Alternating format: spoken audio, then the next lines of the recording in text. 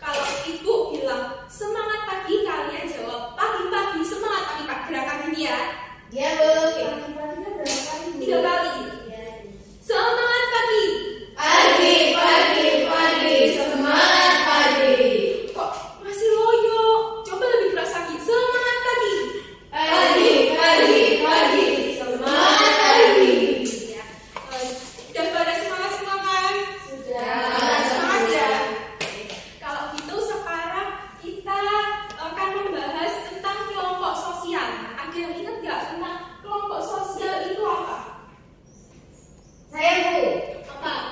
Kelompok sosial adalah sekumpulan manusia yang memiliki kesadaran bersama akan keanggotaannya dalam berinteraksi. Ya benar kata Mbak Fauzia. Jadi yang namanya kelompok sosial itu adalah sekumpulan orang yang memiliki kesadaran akan anggotanya dan saling berinteraksi satu sama lain. Nah jadi yang namanya bisa disebut sebagai kelompok sosial kalau kita mengidentifikasikan diri kita pada suatu kelompok tertentu. Nah di sini terbentuknya kelompok sosial itu memiliki tujuan tertentu, misalnya memiliki cita-cita yang sama, tujuan yang sama untuk meraih sesuatu.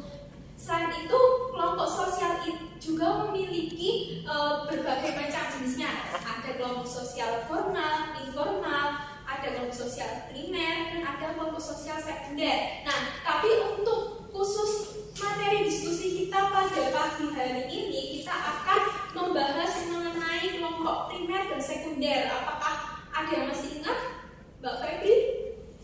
Masih ingat? Ya, kelompok primer apa Mbak Febri? Jadi kelompok sosial primer itu adalah kelompok sosial yang antar anggotanya bisa mengenal secara pribadi dan akrab. Karena bersifat pribadi, maka hubungan atau interaksi yang terjadi antar individu dalam kelompok sosial primer tidak bisa digantikan oleh orang. Ya, tepat sekali seperti yang dikatakan Mbak Febri tadi. Kalau untuk kelompok sekunder, Mbak Dia bisa jawab nggak? Ya Bu, kelompok sosial sekunder itu kelompok sosial yang memiliki jumlah anggota yang besar, tidak saling mengenal dan interaksi sosial di dalamnya tidak selalu dilakukan secara langsung. Iya, tepat sekali.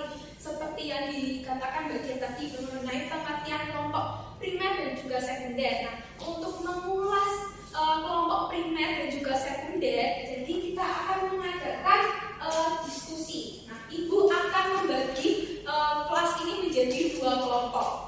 Yang pertama ada di kelompok 1 yang Ibu beri nama sebagai kelompok Agustikom, dan ada kelompok 2 yang Ibu beri nama kelompok Ferdinand Tunis. Itu pembagian kelompoknya bisa berhitung dimulai dari Mbak Fauzia. 1, 2, 1, 2. Iya, jadi kelompok 1 bisa pindah di sini dan kelompok 2 bisa pindah di sini.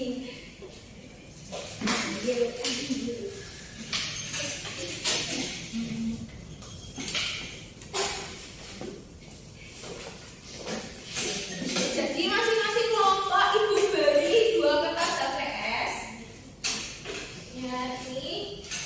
Jadi kalian menjelaskan lebih dalam lagi kelompok Ibu lupa memberi penjelasan. Jadi untuk kelompok 1 Agustikom itu membahas mengenai kelompok sosial primer, dan kelompok 2 kelompok Ferdinand Tunis itu membahas mengenai kelompok sosial sekunder. Nah, jadi kalian menjelaskan lebih dalam lagi mengenai apa itu kelompok primer dan apa itu kelompok sekunder. Selain itu kalian juga mengidentifikasi di sekitar kalian apa itu macam-macam kelompok primer itu apa, sekunder itu apa, beserta perbedaannya. Apa sih perbedaan antara kelompok primer dan juga kelompok sekunder? Sudah paham mengenai penugasannya? paham. Oh iya, kira-kira waktu untuk mengerjakannya butuh waktu berapa menit? 10 menit cukup? Ya, cukup. Kalau itu bisa dimulai dari sekarang. Apakah masih ada yang bingung? Masih ada yang ditanyakan? Belum Bu. Bentar. Soalnya Bu, Oh iya, ini setiap jenis kelompok primer itu disebutkan contohnya. iya disebutin ya, jangan lupa. Jadi kelompok primer itu jenisnya apa aja? Nanti itu contohnya juga disebutin ya. Ini Bu, jenis kelompok sekunder disebutkan berapa? Kelompok sekunder nanti disebutkan jenisnya itu ada disebutkan 3 aja. Ya, tapi nanti meskipun 3 dijelaskan lebih mendalam ya. Ya Bu.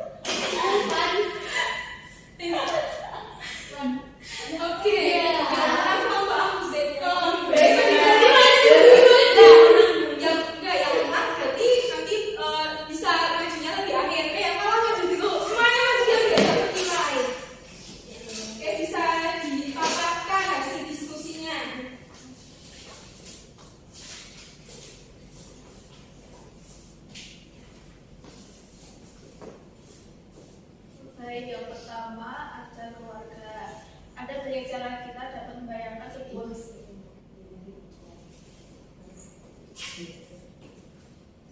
pengertian kelompok primer. Kelompok primer adalah serangkaian bentuk kelompok kecil yang ditandai oleh hubungan dekat pribadi dan intim yang berlama-lama, mungkin bahkan bisa berlangsung seumur hidup. Hubungan ini sangat pribadi dan sangat erat dengan emosi. Pertama, keluarga. Ada banyak cara kita dapat membayangkan sebuah lembaga keluarga seperti kakek nenek dan cucu-cucu mereka, ibu tunggal dan anak-anaknya, atau keluarga yang terdiri dari ayah, ibu, dan anak-anak mereka. Apapun cara kita melihatnya, semua hubungan ini mewakili ikatan pribadi dan emosional. Yang kedua ada kelompok primer kerabat. Kerabat hampir mirip seperti keluarga yang sudah dijelaskan Febri, tetapi di sini kerabat itu jaringan sosialnya lebih luas. Artinya kerabat ini lebih didasarkan pada kesamaan nenek moyang. Misalnya mempunyai kerabat dari kakek buyut yang sama. Kesamaan tersebut meningkatkan kedekatan emosional sebab kita tidak lagi menganggap orang yang menjadi kerabat sebagai orang asing, bahkan menjadi orang yang sangat dekat dengan kita. Contohnya kerabat itu misalnya paman, bule, kakek, keponakan, kakak ipar, dan lain sebagainya. Kerabat ini juga bisa berasal dari keturunan ayah maupun keturunan ibu. Nah, selanjutnya itu ketiga adalah tim olahraga. Tim olahraga adalah sekelompok individu yang bermain olahraga. Biasanya tim olahraga di tim yang sama. Secara historis, tim olahraga adalah orang-orang yang bermain olahraga adalah amatir. Namun pada abad ke-20, beberapa tim olahraga dan liga terkait mereka menjadi sangat berharga dengan kekayaan bersih dalam jutaan. Identitas tim dapat dibentuk dari sejumlah sumber, paling sering ditulis lokasi geografis, misalnya Dallas Cowboys, dinamis Dallas, Texas, Amerika Serikat. Oh ya, perbedaannya kan?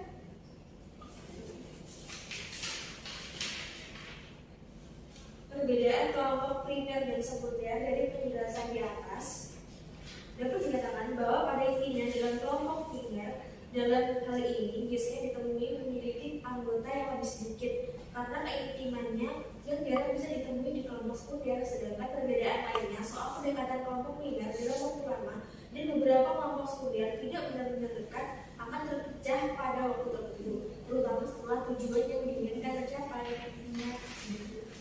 Silakan kembali ke kelompok Pustekom. Bisa beri tepuk tangan dulu untuk kelompok Pustekom. Sekarang kelompok Ferdinand Tunis bisa maju ke depan.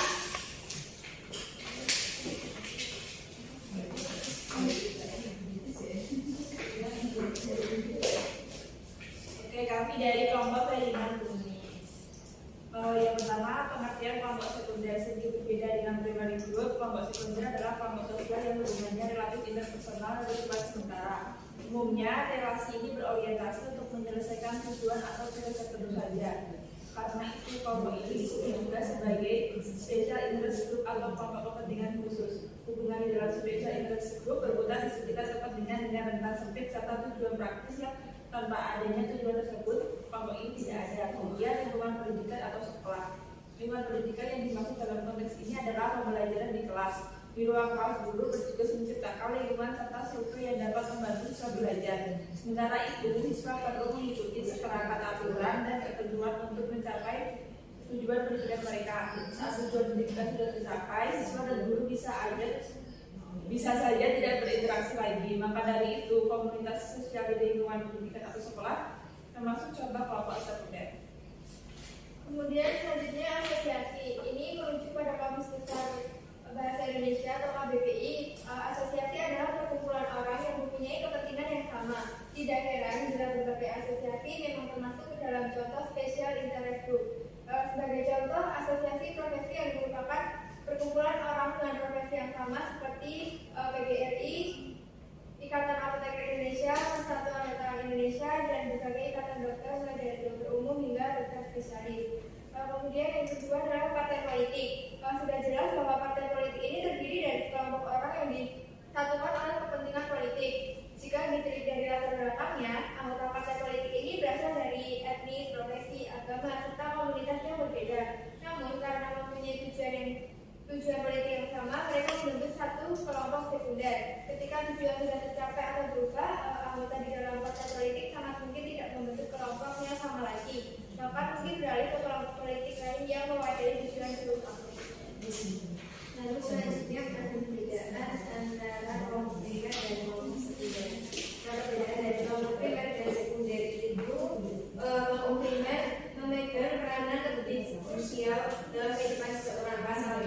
ini menghadirkan ikatan emosi dalam jangka panjang serta memenuhi kebutuhan psikis manusia. Sedangkan kelompok sekunder itu dibuat untuk menjadi ruang pertukaran manfaat bagi para anggotanya.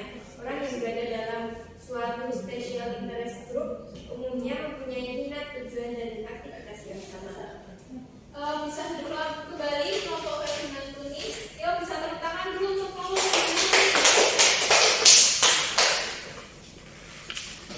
tadi kedua kelompok antara kelompok Agus Tekom atau kelompok Ferdinand Tunis sudah memberikan pemaparan yang sangat baik sekali, sudah lengkap menjelaskan bagaimana kelompok primer. Tadi kelompok Agus Tekom menjelaskan kelompok primer. Kalau kelompok primer itu kelompok yang memiliki ikatan yang kuat, hubungannya intim dan bisa bertahan lama. Terus tadi menyebutkan contohnya ada keluarga, ada kerabat, ada di olahraga. Terus tadi kelompok Agus Tekom juga menjelaskan mengenai perbedaan kelompok sekunder dan juga primer. Kalau kelompok Agus Tekom ini menjelaskan dari sudut pandang interaksinya. Nah, kalau kelompok sekunder, kalau kelompok Ferdinand Tunis tadi menjelaskan tentang kelompok sekunder. Nah, jadi tadi sudah menjelaskan ya, kalau yang namanya kelompok sekunder itu yang anggotanya banyak, terus terbentuk karena maksud tertentu. Habis itu tadi hubungannya juga tidak intim dan tidak bisa bertahan lama. Tadi kelompok Ferdinand Tunis itu juga menjelaskan, menyebutkan macam-macam kelompok sekunder itu apa aja. Ada asosiasi, ada partai politik, dan juga menjelaskan perbedaan kelompok sekunder dan juga primer dari sudut pandang jumlah keanggotaannya. Cukup sampai segitu. Apakah ada yang ditanyakan mengenai materi tadi tentang kelompok sosial primer dan juga sekunder? Apakah masih ada yang bingung? Tidak, Bu, sudah jelas. Oke, kalau sudah jelas, Ibu akan memberikan penugasan di rumah. Jadi kalian bisa kerjakan LKS halaman 15. Nah, itu nanti halaman 15 juga buat bahan ulangan minggu depan. Dan cukup ya. Sebelum menutup pembelajaran pada pagi hari ini, Ibu akan memberikan sedikit kutipan motivasi dari Nelson Mandela. Bahwa Nelson Mandela itu mengatakan bahwa pendidikan itu bisa menjadi senjata yang mematikan di dunia. Karena apa? Karena dengan pendidikan itu bisa mengubah dunia. Nah, jadi kalian jangan